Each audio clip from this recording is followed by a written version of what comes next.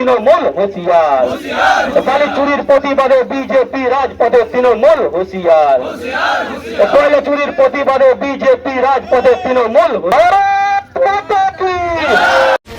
मंगलवार को विभिन्न मांगों को लेकर भारतीय जनता पार्टी के आह्वान पर जमुरिया विधानसभा क्षेत्र के भाजपा प्रत्याशी विजय मुखर्जी के नेतृत्व में चिरोलिया के ओसीपी खदान में धरना प्रदर्शन किया गया। भाजपा नेताओं ने आरोप लगाया कि चिरोलिया के 4 स्कूलों को अन्यत्र स्थानांतरित करने की योजना, कोलेरी में बेरोजगार युवाओं को रोजगार देने की मांग, अजय नदी में अवैध बालू खनन तथा अन्य भ्रष्टाचार के खिलाफ यह आंदोलन आयोजित किया गया। साथ ही जयनगर में 72 बीघा गोचर भूमि को जबरन कब्जाने के विरोध और क्षेत्रवासियों के मौलिक अधिकारों की रक्षा की मांग भी उठाई गई। सुबह चिरोलिया चौधरी पोखर से कार्यकर्ताओं ने काजी नसरुल इस्लाम की प्रतिमा पर माल्यार्पण कर श्रद्धांजलि दी। इसके बाद चिरोलिया हाट होते हुए एक रैली निकाली गई जो चिरोलिया तारा माइंस तक पहुंची। वहां भाजपा कार्यकर्ताओं ने खदान परिसर में धरना दिया और अधिकारियों को अपनी मांगों से संबंधित एक ज्ञापन सौंपा। इस कार्यक्रम में भाजपा प्रत्याशी विजय मुखर्जी के अलावा संतोष सिंह, तपस रॉय, निरंजन सिंह, ब्रिज मोहन पासवान, पिनाकी रॉय, लक्ष्मण बावरी, गोपी पात्र, दीप बैनर्जी सहित कई भाजपा नेता और कार्यकर्ता उपस्थित रहे। भाजपा नेताओं ने चेतावनी दी कि यदि उनकी मांगों पर शीघ्र ही कार्रवाई नहीं हुई तो आने वाले दिनों में आंदोलन और तेज किया जाएगा।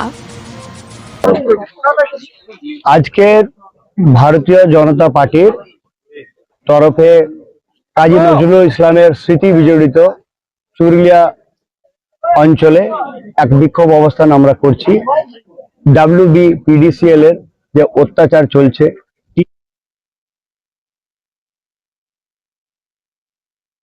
যে আপনার প্রবলেম সেটা নয়, একটা মানুষের প্রবলেম, একটা গ্রামাঞ্চলের প্রবলেম, একটা সব প্রবলেম নিয়ে আজকে অবস্থানে আমরা বসেছি।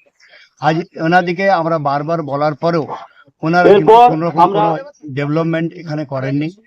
এখানকার লোকাল ছেলেদিকে কোনো চাকরি দেননি।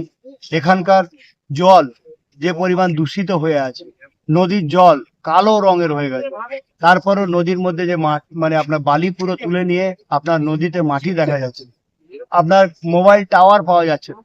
শিক্ষা যেটা আমাদের একজন মানুষের মানে বেঁচে থাকার বুনিয়াদ, শিক্ষা যেটা আমাদেরকে শেখায় যে আমরা কি রকম থাকবো, আজকে সেই প্রাথমিক স্কুলগুলোকে ওনারা তুলে দিতে চাইছেন। আজকে আপনি ভাবুন গ্রামাঞ্চলের জলের অবস্থা নেই, কোনো গ্রামের পর গ্রাম আপনার জল শুকিয়ে গেছে, দূষিত হয়ে পড়ে আছে, কুয়োতে জল নেই, আপনার বাড়ি দেখুন রঙের চারদিকে কালো ধোঁয়ায় ভর্তি হয়ে গেছে, এত ডাস্ট উঠছে যে লোকে টিকে থাকতে পারছে না, মাস্ক ব্যবহার করতে হচ্ছে এবং আপনার চামড়ার প্রবলেম থেকে শুরু করে বিভিন্ন রকম প্রবলেম দেখা দিচ্ছে।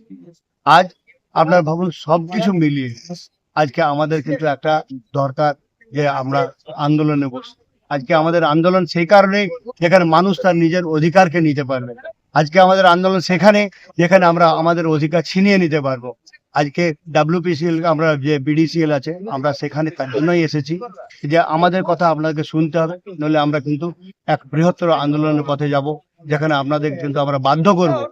আপনারা যদি কোনো ডেভেলপমেন্ট না করেন আমরা কিন্তু আপনাদেরকেও ছাড়ব, আমাদের কিন্তু দাবি মানতেই হবে। এই যে আমাদের দাবি খুব বড় কিছু দাবি নয়, এই ছোট্ট ছোট্ট আমাদের দাবি যেগুলো ইজিলি করে দেওয়া যায়, আমাদের ডেভেলপমেন্ট এইগুলো। এটা হলো কর্মসংস্থান আর লোকাল যে সমস্ত লোকজনদের যে কর্মসংস্থান দিয়ে ওনারা বলতে চেয়েছেন, আর জল, স্বাস্থ্য পরিষেবা, এই সমস্ত ওনাদের ডিমান্ডগুলো ছিল, সেইটা নিয়ে আমরা ওনাদের ডেপুটেশন বহন করেছি এবং আমাদের ঊর্ধ্বতন কর্তৃপক্ষকে সেটা আমরা যথাযথ টাইমে আমরা ফরওয়ার্ড করে দেবো বা ডিসিশন মেকিং ওনারা যেটা মনে করবেন তারপর। জল নিয়ে একটা সমস্যা বললো, জল নিয়ে যে সমস্যাটা বললো সেটা আমরা অলরেডি মেজার নিয়ে নিয়েছি এবং এটা ডিএম সাহেবের অর্ডার অনুযায়ী আমরা যেরকম ডিএম সাহেব আমাদেরকে অর্ডার দিয়েছেন সেই অনুযায়ী আমরা জল যেটুকু আছে সেই মেনটেন করেই চলছে। জল এখন বন্ধ আছে। কি নাম আপনার? আমার নাম নীলেশ পাঞ্জাল। কি পোস্ট আছে? মাইনে হবে তারা উনি তো এটাকে তো বলবেন আর কিছু নাই, উনি তো প্রচার করে চাইছেন পাবলিক ভোট দিয়ে দিতে। বলছে ওইখানকার লোকেরা নাকি চাকরি করেনি কলিয়ারিতে এবং জলের একটা ফ্যাক্টরি এখানে আছে। জলের প্রবলেম আমরা পুরো বিধানসভাতে ধীরে ধীরে ঠিক হয়ে গেছে, ওখানেও ছিল এখন ঠিক হয়ে গেছে। আর বাকি আছেন আমরা বলবো আপনাদের যান দেখে নেন, চাকরি টাকরি রেডি হয়ে গেছে। এই যে ট্যাঙ্ক যে বানিয়েছে বড় বড় রেডি হয়ে গেছে, যখন চালু হয়ে যাবে পানি যেন কোনো অভাব হবে না। তো উনি চাকরি ব্যাপারে বলছেন, কিছু ছেলে চাকরি পেয়েছে, কিছু ছেলের জন্য আমরা কথা করেছি, মিটিং করেছি, ইলেকশন পরে ওটাও সব হবে। আর ও তো BPCI প্রাইভেট বলে তো না, স্টেট গভর্নমেন্টের খুলবে, স্টেট গভর্নমেন্টের নিয়ম অনুসার চলে। উনি জানেন না কি কবিতা স্টেট গভর্নমেন্ট আছে কি প্রাইভেট গভর্নমেন্ট আছে, ওনাকে আগে বুঝতে হবে। সুরিয়া আগে বারও আমি জিতেছিলাম, এবারও জিতবে। সুরিয়াতে কোনো বিজেপি আর সিপিএম কিছু ফ্যাক্টর নয়। তখন তো উনি প্রার্থী হয়েছেন, তো মিথ্যা কথা তো বলবেন, কাজ তো কিছু করবেন না। ওনার যে গুরু আছেন মোদিজি, উনি 2014 বলেছিলেন 15 লাখ টাকা প্রথম চাকরি, আজ পর্যন্ত দেননি। ওটা তো আগে বলুন। আমার স্টেট গভর্নমেন্ট, আমার সরকার, আমার মমতা আজকে মানুষ দিচ্ছে। আর মমতা ব্যানার্জি ভেতর ভোট দিয়ে ইন্ডিয়াতে যান, উনি মদন টোল যান, বাজারে জমিয়াতে আসেন, সেই ফরক পড়বে না। না কাজ কিছু নাই।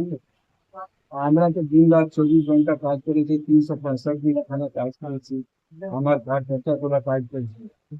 সেই জন্য ওটা কোনো ফ্যাক্টর বলতে পারবে ইলেকশন আছে। सन ऑफ बंगाल के माध्यम से हर खबर आप तक सबसे पहले पहुंचाई जाती है। सन ऑफ बंगाल जहां यूट्यूब, फेसबुक और वेबसाइट हर जगह पे है। हमारे यूट्यूब पे आप देखिए सन ऑफ बंगाल की खबरें। इसके अलावा सब्सक्राइब कीजिए, फेसबुक पे जाइए, फेसबुक पेज को फॉलो कीजिए। इसके अलावा हमारे वेबसाइट पर भी जाकर आप देख सकते हैं हर तरह की खबरें सबसे पहले। जी हाँ, हमारा वेबसाइट है www.sonofbengal.in। धन्यवाद।